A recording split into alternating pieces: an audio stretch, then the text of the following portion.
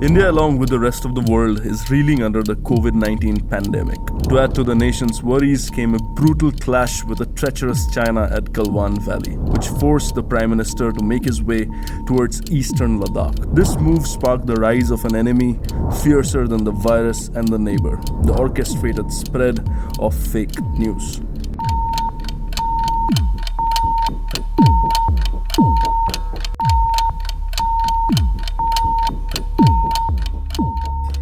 Every day, the human brain is loaded with 34 gigabytes of information. It is enough to overload your laptop within a week. But how would you feel if you get to know that half the information you consume is fake?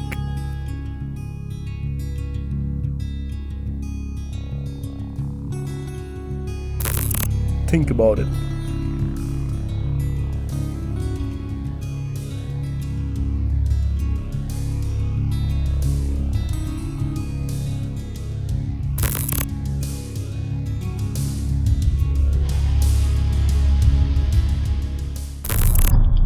An orchestrated narrative by malicious forces recently took India by storm.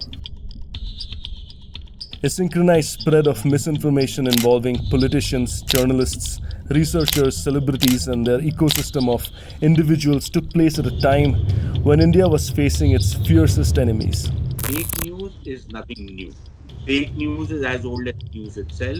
The only thing is that what has happened over the last years is the democratization of fake news, if you will. Earlier, there was only few peddlers of fake news. Now, a lot of people are peddling fake news. On July 3, 2020, Prime Minister Narendra Modi visited injured soldiers of the Galwan Valley clash at the Leh military hospital. As soon as photographs of his visit surfaced, an unassumingly coordinated attack was launched digitally to drive the narrative of the visit being fake, staged, a marketing gimmick, or even a photo shoot. That in any mature democracy, there is a bipartisan consensus, between all the parties in a country, and they all come together to deal with the enemy at the gates. They close ranks. That is the way it has been in democracies in the United States, in Europe. At the time of war, they forget their internal bickerings and differences and their internal competition. They must unite against an enemy who's knocking at your gates. But in India, we are quite surprised to see that this is being used for politicking, even at a time when possibly there is a strong possibility of a conflict. There were also those who posted an old photograph of cricketer Lieutenant Colonel MS Dhoni attending an event in a hall with interiors similar to the hospital visited by the Prime Minister. Some even went to the extent to claim that a conference room was converted into a fake hospital for the photo op. If you look at on everyday basis, based on external reports, it's almost around 2.5 million terabyte of information which we generate.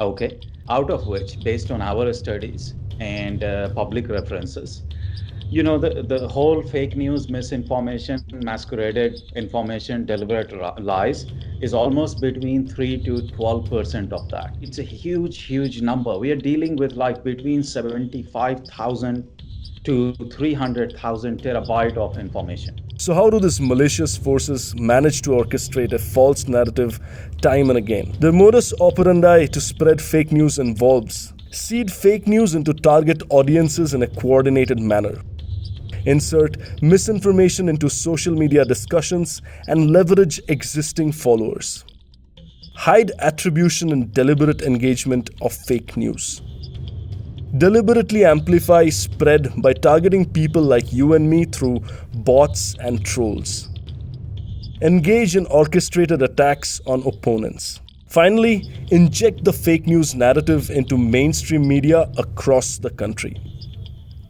The result, those consuming the fake news believe the narrative is true. On July 3rd at 9:51 p.m., a Twitter user planted the seed of fake news by calling out the visit a photo shoot. At 9:56 p.m., another Twitter user claimed that the location of PM Modi's visit does not look like a hospital.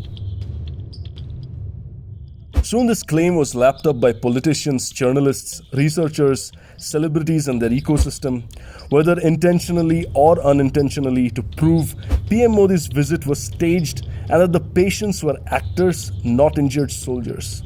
But little did those who fueled the spread of PM Modi's staged Leh hospital visit know that their delusional bubble would burst soon after. Photographs of the injured soldiers of the Galwan Valley clash were first made public when Chief of Army Staff General PM Narendra visited the same hospital on June 23rd, a fact overlooked by fake news spreaders. Those photos are proof that the soldiers were indeed being treated in the same room visited by Prime Minister. In any conflict situation, fake news is part of war, and which is why when you have correspondents or journalists or analysts who are analyzing news and then coming up with commentary or opinion or whatever, they have to be exceedingly careful in times of conflict or impending conflict. What's more, the sheer audacity and magnitude of misinformation forced the Indian Army to keep aside other pressing matters related to the COVID-19 situation and threat from China and issue clarification. In a statement posted by the Ministry of Defense on July 4, 2020, the Indian Army dubbed those claiming PM Modi's visit to Leh as fake, as malicious and unsubstantiated. They also expressed disappointment over shadow being cast on how our armed forces were treated. Further, they clarified that the COVID-19 protocol had necessitated some wards, including the training audio-video hall of the General Hospital, to be converted into isolation facilities.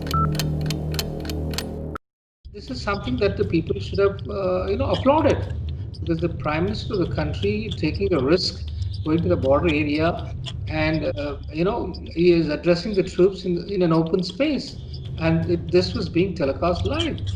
I mean, this has never heard of. Since the Galwan Valley clash that led to the death of 20 Indian soldiers, the digital and conventional media has been filled with the same voices questioning India's ability to defend its territory and raising questions on the operational decisions by the armed forces.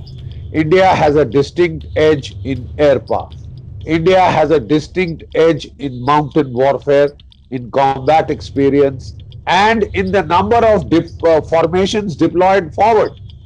So if somebody thinks that they can do another 1962, they are in for a shock.